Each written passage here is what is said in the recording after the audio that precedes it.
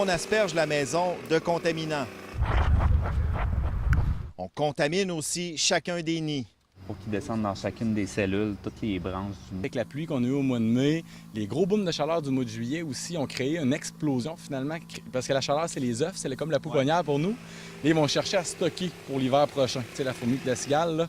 Donc, ils vont chercher des nids de fraîcheur, souvent le styromousse dans les maisons au sous-sol, qui est très mou, plus mou que le bois d'ailleurs. Ça peut sembler difficile à croire, mais le propriétaire, dans sa chambre à coucher, entendait dans le mur les fourmis. Je vous le confirme, je les ai aussi entendues. Il a pris la décision ce matin d'ouvrir lui-même le mur pour tenter de les repérer. Il n'a jamais aperçu les fourmis. Il a donc fait appel aux exterminateurs. Pourquoi tu mets un masque là, pour rentrer dans la chambre? Parce qu'on vient de gazer la pièce et c'est nocif si on le respire.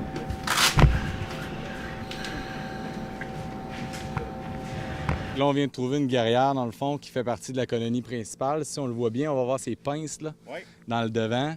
C'est ça qui dérangeait le monsieur, finalement, pendant la nuit. Donc, elle sort de ces deux petites pinces-là comme de lame pour vraiment aller, on va dire, gruger le bois, mais surtout le lamer pour vraiment faire des sillons pour pouvoir s'y installer.